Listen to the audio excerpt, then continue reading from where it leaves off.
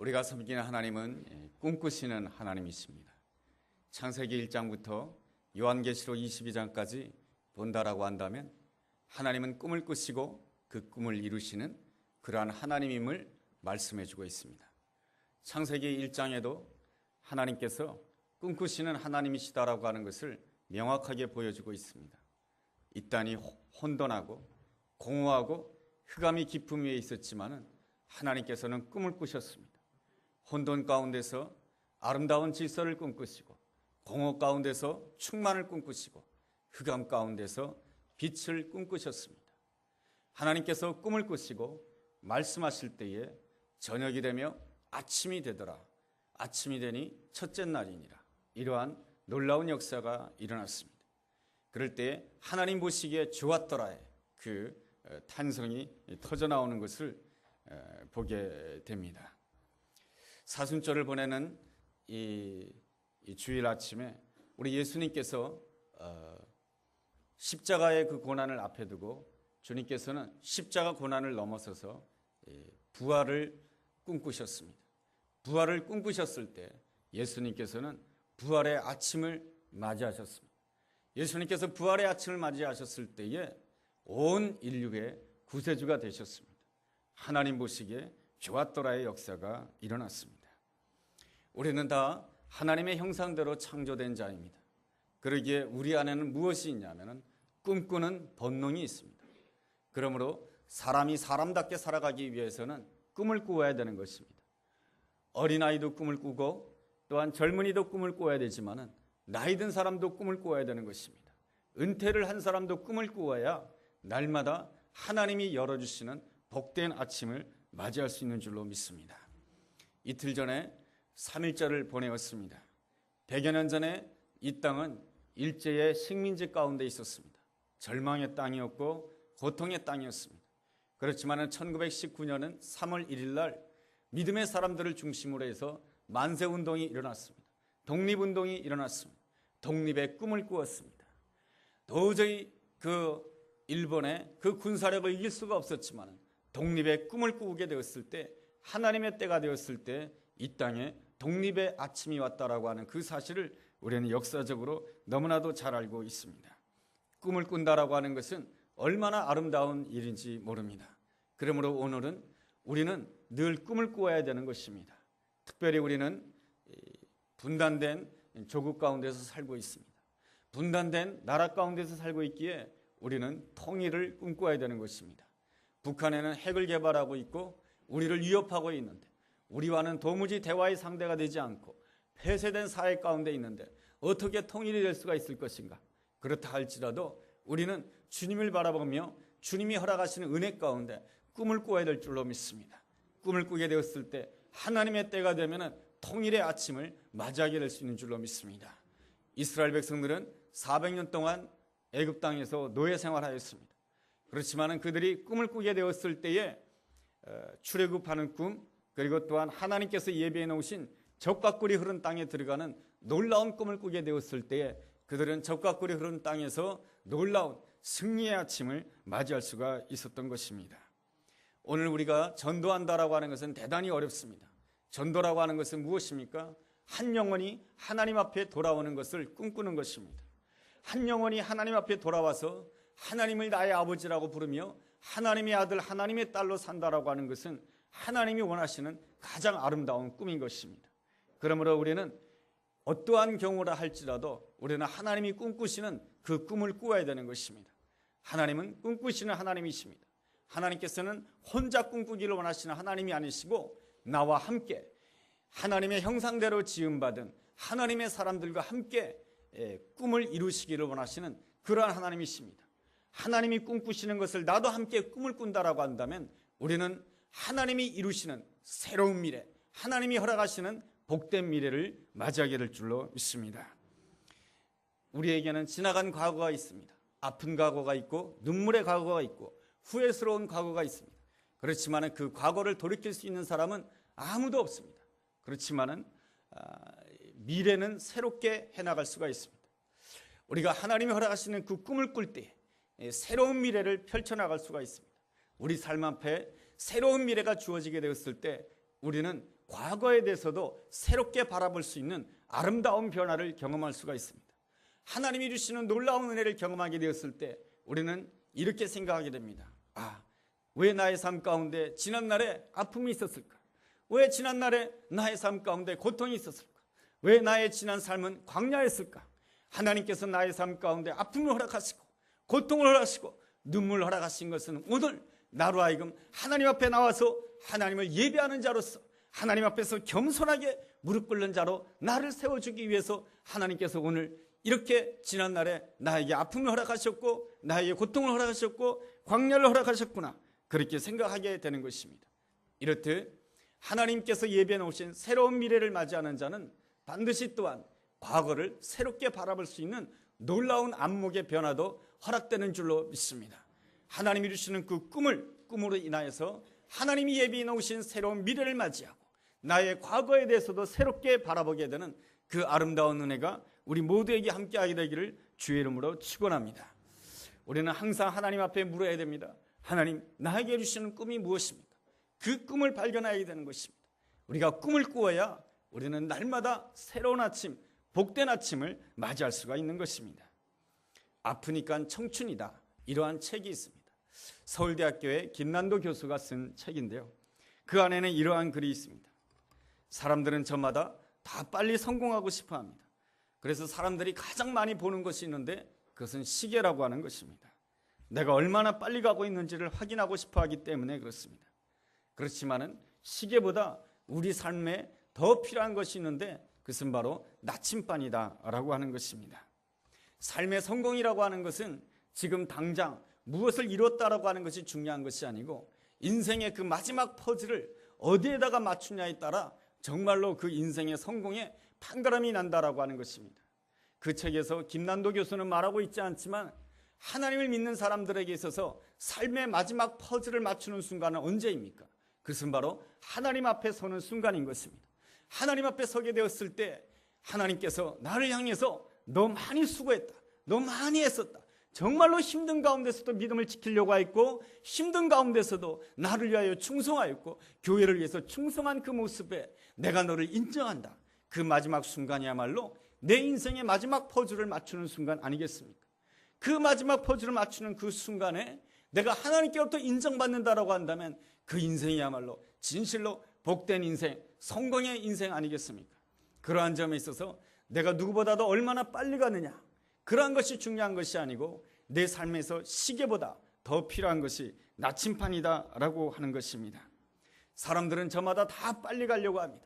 내가 다른 사람보다 더 빨리 갔다라고 한다면 내가 더 빨리 갔다라고 하는 그 사실 때문에 우쭐대고 교만해지고, 내가 다른 사람보다 더 느리게 간다라고 한다면 뒤처졌다라고 한다면 그 사실 때문에 그 사람과 끊임없이 비교하면서 자기 자신을 초라하게 보고 자기 자신을 보잘것없이 보고 낙심하고 절망하는 모습이 우리의 모습 아닙니까? 그러한 점에 있어서 우리는 항상 시계보다도 무엇을 보는 사람이 되어야 되냐면 나침판을 봐야 되고, 나침판보다 더 보아야 될 것이 바로 거울인 것입니다. 말씀을 통해서 늘 거울을 보아야 되는 것이죠. 말씀의 거울을 통해서 내 자신을 보아야 되는 것이죠. 내가 지금 원하고 있는 것이 무엇인가?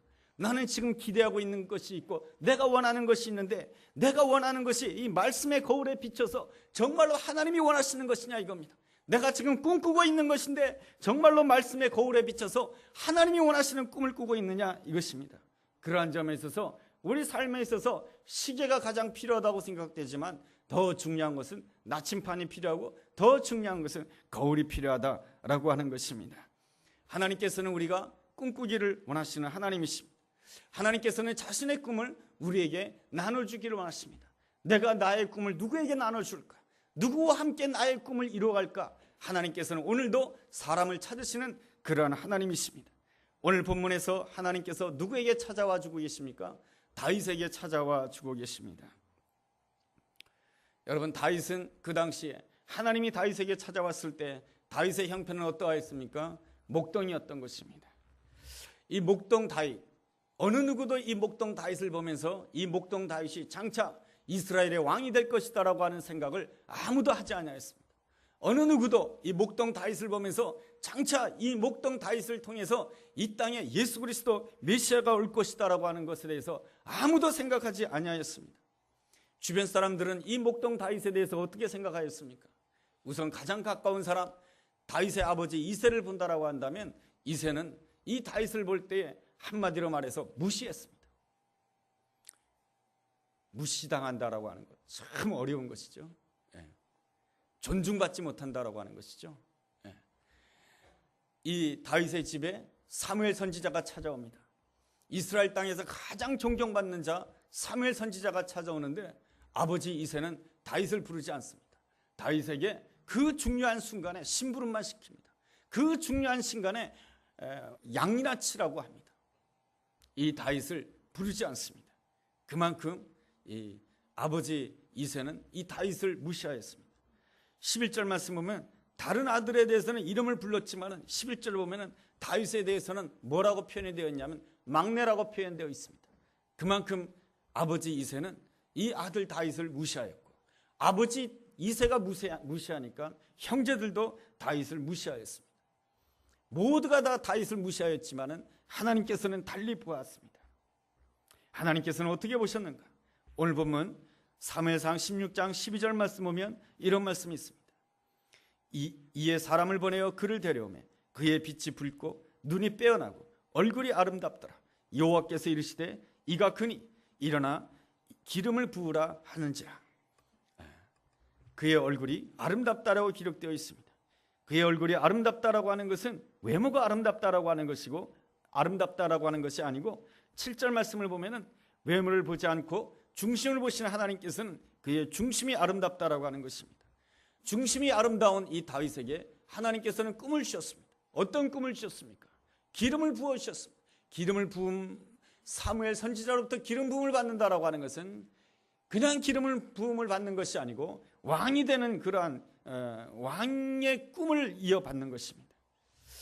다윗은 한 번도 생각해 보지 않았습니다. 내가 왕이 될 것이다라고 하는 것을 한 번도 생각해 보지 않았음에도 하나님께서는 그 다윗을 찾아서 다윗에게 아름다운 꿈을 주셨습니다.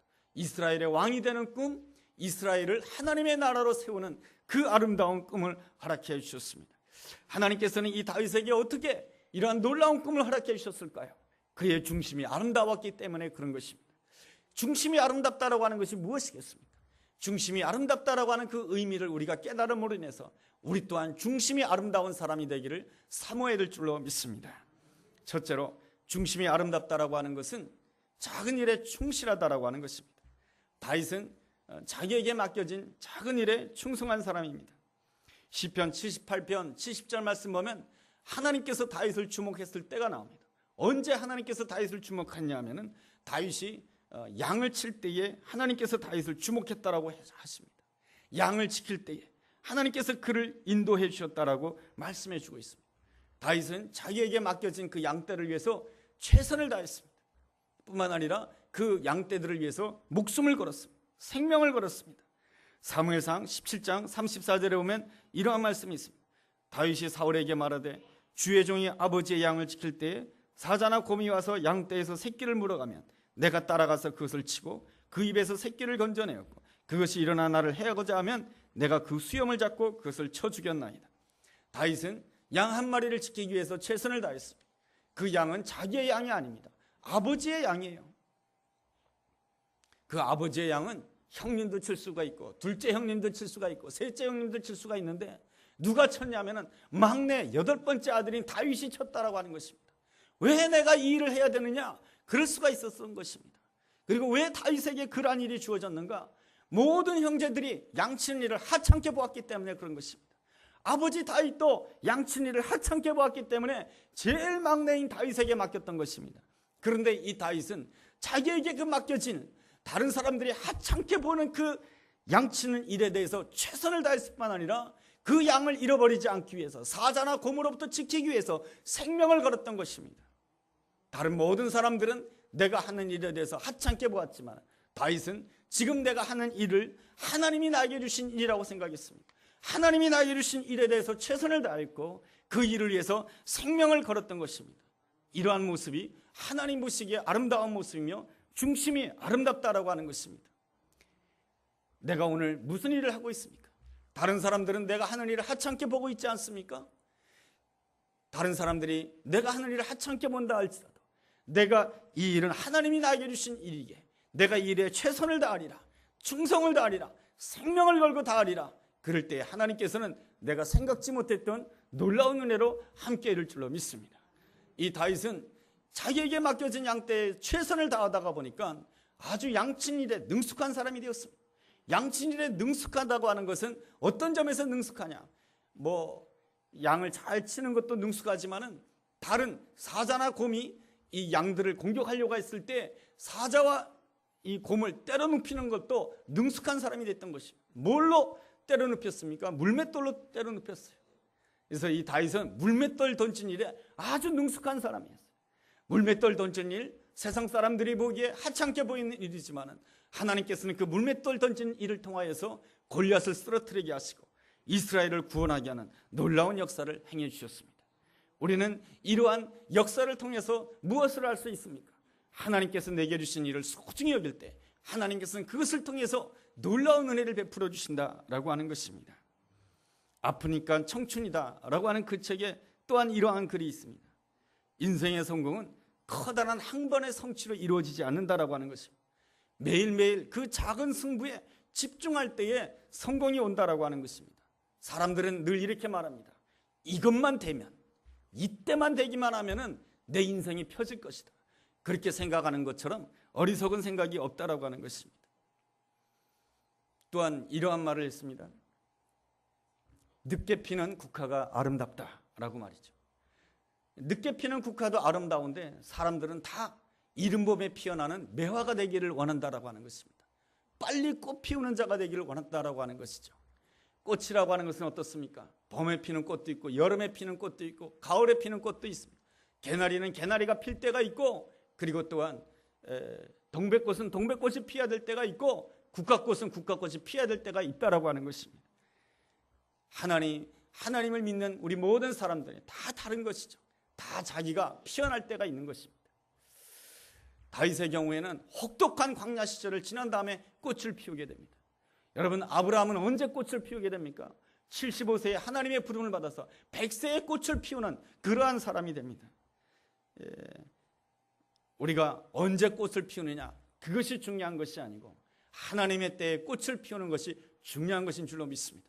오늘 나의 삶 가운데 광야가 지난다 할지라도 그 광야 가운데서 내가 하나님께서 꽃을 피우실 그 시간을 준비하면서 오늘 철저하게 하나님을 의지하며 하나님을 기다린다라고 한다면 하나님의 때에 우리의 인생은 정말로 아름답게 꽃 피우는 귀한 은혜가 우리 가운데 주어지게 될 줄로 믿습니다. 이것이 바로 하나님이 예비해 놓으신 새로운 미래인 줄로 믿습니다.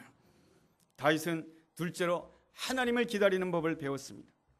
이 기다린다라고 하는 것은 얼마나 어려운 일인지 모릅니다. 다윗은 사무엘 선지자로부터 기름 부음을 받았습니다. 왕의 기름을 부음을 받았습니다. 너는 앞으로 왕이 될 것이다라고 하는 놀라운 꿈을 받았습니다. 지나가는 사람이 말한 게 아니에요. 옆집 아저씨가 너는 왕이 될 것이야 그런 말을 한 게 아니에요.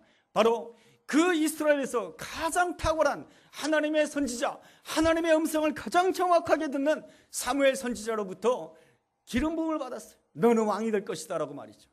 그러한 놀라운 꿈 이야기를 들었지만 다윗의 형편이란 아무것도 변하지 않았습니다. 아니, 다윗의 형편은 더 어려워졌습니다. 사울왕에게 쫓겨서 광야를 헤매게 됩니다. 자기만 힘들 뿐만 아니라 자신의 가족들까지 도망 다녀야 되는 안타까운 상황 가운데 빠지게 됩니다. 하나님이 나에게 주신 꿈은 있지만 나의 상황은 점점 더 어려워진다라고 한다면 여러분은 그 상황 속에서 어떻게 하시겠습니까?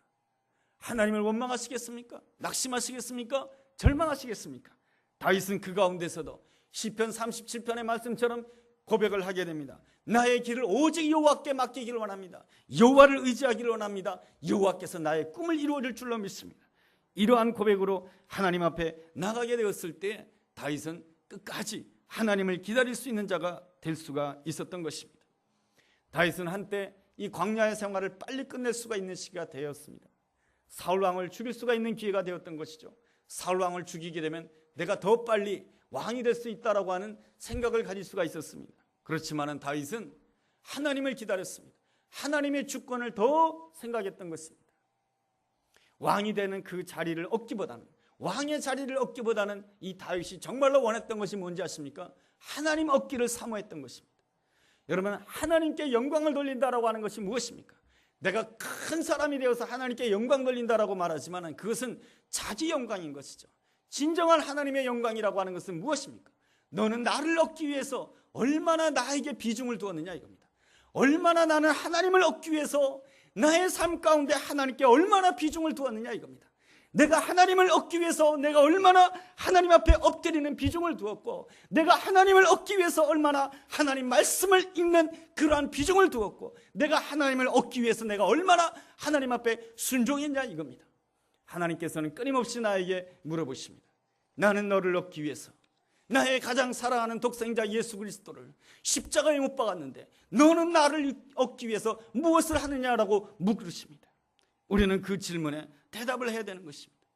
다윗은 왕의 자리를 얻기보다는 하나님을 얻기를 원했던 것입니다. 하나님을 얻기를 원했기 때문에 다윗은 사울 왕에게 손대지 않습니다. 그리고 사울 왕을 살려주게 됩니다. 그리함으로 인해서 하나님께서 다윗에게 주신 축복이 있습니다. 다윗의 왕족 가운데는 한 번도 쿠데타가 일어나지 않았습니다. 북이스라엘에는 끊임없이 다른 사람이 왕이 되기 위해서 왕을 죽이는 사건이 끊임없이 일어났음에도 불구하고 남한국 유다에는 쿠데타가 일어나지 아니하였습니다. 이 모든 것이 무슨 이유 때문에 그런 것입니까? 다윗이 철저하게 하나님을 기다리는 모범을 보여주었기 때문에 그런 것입니다. 기다림에서 승리하였기 때문에 그런 것입니다. 신앙이라고 하는 것은 기다리는 것입니다. 셋째로 다윗의 중심이 아름다울 수가 있었던 것은 그가 자기에게 주어지는 비난을 잘 극복하였기 때문에 그런 것입니다. 다윗이 골리앗과 싸울 때에 주변 사람들이 다윗을 격려해 주지 않았습니다. 심지어 다윗의 형인 엘리압은 왜 네가 여기 왔느냐, 놀러 왔느냐 하면서 이 다윗을 향해서 질책하였고 다윗을 향해서 비난하였습니다. 이러한 말이 있습니다. 내가 어떠한 좋은 일을 한다 할지라도 내가 하는 일에 대해서 틀렸다라고 말하는 사람이 반드시 내 옆에 있다라고 하는 것입니다. 나를 틀렸다라고 말하는 사람이 내 옆에 있다라고 하는 것은 아주 힘들고 어려운 일입니다. 나를 틀렸다라고 말하는 사람이 나와 가까운 사람이다라고 하는 것은 굉장히 어려운 일입니다. 얼마 전에 신문에 보았습니다. 아주 이렇게 넉넉한 가정에서 사시는 30대 가정주부입니다. 그런데 자기는 죽고 싶다는 것이에요. 남편은 전문직을 가진 남성으로서 대기업에서 승승장구하는 그런 남편입니다. 그리고 두 아이는 잘 자라고 있습니다. 그런데 이 30대 가정주부가 외모로 보기에도 너무나도 고귀해 보이는데 그 30대 주부가 죽고 싶다라고 하는 것입니다. 죽고 싶다라고 하는 이유는 이렇습니다. 늘 남편은 자기 자신에게 이렇게 말한다라고 하는 것입니다. 당신은 틀렸으니까 가만히 있으라. 시어머니 앞에서도 당신은 틀렸으니까 가만히 있어라. 자기 친구 앞에서도 이렇게 말한다는 거예요. 당신은 틀렸으니 잠자코 있어라. 이 말을 너무너무 남편에게 자주자주 듣는다라고 하는 것입니다. 다른 부부들은 서로 부부싸움 하는데 우리는 한 번도 부부싸움을 하지 않는다라고 하는 것입니다. 왜 부부싸움을 하지 않느냐? 항상 나는 일방적으로 야단을 듣기 때문이라고 하는 것입니다. 남편은 너무나도 정확한 논리를 가지고 정확하게 자기의 잘못을 정확하게 찍어낸다는 것입니다. 그래서 자기는 남편에게 할 말이 아무것도 없다라고 하는 것입니다. 나는 너무나도 똑똑한 남편을 만났는데 너무나도 후회스럽다라고 하는 것이죠. 차라리 약간 어리숙하고 약간 못난 남편을 만나서 그 남편에게 인정받으면서 사는 것이 나에게는 더 큰 행복일 것이라고 생각이 든다라고 하는 것이죠. 다른 사람들이 보기에 팔자 좋은 소리라고 말을 하겠지만 자기는 자기 자신에 대해서 너무 심각하다라고 하는 것입니다. 그래서 자기는 죽고 싶다는 것입니다. 가까운 사람에게 너는 틀렸다라고 말을 듣는 것은 얼마나 힘들고 어려운 일인지 모릅니다. 그렇지만은 너는 틀렸다라고 하는 그 말을 듣는 사람은 여기에 신문 기사에 나와 있는 그 30대 가정주부만이 아닌 것입니다. 모든 사람들이 다 들으면서 살아가는 것입니다. 가까운 사람에게 넌 틀렸다라고 말이죠. 당신은 가만히 있으라고 말이죠. 늘 지적받고 이러한 그러한 상황 가운데서 있다라고 하는 것은 참으로 힘들고 어려운 일인 것이죠. 자기 가치를 가지기가 어려운 것입니다. 여러분, 이 비난을 잘 극복해야 되는 것입니다. 그래야 하나님 앞에 온전히 설 수가 있습니다. 왜 우리가 너는 틀렸다라고 하는 말을 들으면 왜 그것 때문에 내가 무너지는 것입니까? 내 관심이 사람에게 가 있기 때문에 그런 것입니다. 우리는 하나님을 믿는 사람인 것입니다. 보이는 사람도 중요한 것이죠. 내 가족도 중요한 것이고 남편도 중요한 것이고 아내가 나에게 무엇을 말하는 것도 중요한 것이지만 더 중요한 것이 있는데 바로 하나님이 나를 어떻게 보시는가가 더 중요한 것인 줄로 믿습니다. 여러분, 다윗은 늘 무시를 당했어요. 아버지 이새로부터 무시를 당했고 형제로부터 무시를 당했어요. 그렇지만 다윗은 시편 27편 10절에서 이렇게 고백합니다. 나의 부모는 나를 버렸으나 여호와께서는 나를 영접하시리다. 나의 부모와 나의 형제들은 늘 나를 향해서 틀렸다라고 말하였지만 여호와께서는 나를 받아주셨고 여호와께서는 나를 이스라엘의 가장 위대한 왕으로 만들어주고자 하는 놀라운 꿈을 나에게 주셨다라고 하는 것입니다. 다윗이 목동이었을 때 어느 누구도 상상하지 못했습니다. 다윗이 이스라엘의 왕이 될 것이다라고 하는 생각은 아무도 가지지 못하였고 다윗이 목동이었을 때 다윗이 예수 그리스도의 조상이 될 것이다라고 하는 것, 메시아의 조상이 될 것이다라고 하는 것은 어느 누구도 상상하지 못하였습니다. 그렇지만은 하나님께서는 이 다윗에게 찾아오셔서 놀라운 꿈을 주셨고 그 놀라운 꿈을 이루도록 역사해 주셨습니다. 그 이유가 무엇입니까? 다윗의 중심이 아름다웠기 때문에 그런 것입니다. 세상은 외모를 중시 여기고 외모에 많은 돈을 투자하고 있습니다. 그렇지만은 하나님께서는 우리의 외모를 보시는 분이 아니시고 우리의 중심을 보시는 그런 하나님이신 줄로 믿습니다. 중심이 아름답다라고 하는 것은 무엇입니까? 오늘 나에게 주어진 일, 다른 사람들이 보기에 겨우 그런 일이나 하고 있느냐 이렇게 말을 듣는다 할지라도 나에게 주신 그 일에 충성하며 그 일에 숙련되게 온전히 감당하는 작은 일에 충성하는 사람이 바로 중심이 아름답다라고 오늘 성경은 우리에게 말해주고 있습니다. 그리고 또한 나의 자리를 얻기 위해서 애쓰고 노력하는 것이 아니고 나의 명예를 얻기 위해서 노력하는 것이 아니고 하나님을 얻기 위해서, 그래서 하나님보다 앞서지 않고 하나님을 기다리는 인생이 바로 중심이 아름답다라고 하는 것입니다. 그리고 또한 주님을 위해서 뭔가 일을 하려고 했을 때 비난이 있다 할지라도 그 비난을 돌파하고 그 비난 가운데 상처에 얽매이지 아니하고 그 비난을 돌파하고 하나님이 주신 그 자리에서 하나님을 섬기고 내 이웃을 철저하게 섬긴다라고 한다면 이것이 바로 하나님이 기뻐 받으시는 아름다운 예배가 아니겠습니까? 이 아름다운 예배 가운데 하나님께서 예배 놓으신 새로운 미래가 있으며 그 새로운 미래를 맞이하게 되었을 때 지나온 그 모든 상처, 그 모든 아픔은 새롭게 보게 되는 아름다운 과거가 될 줄로 믿습니다. 하나님께서는 나의 미래만 바꾸실 뿐만 아니라 나의 과거까지도 바꾸시는 놀라우신 하나님이신 줄로 믿습니다.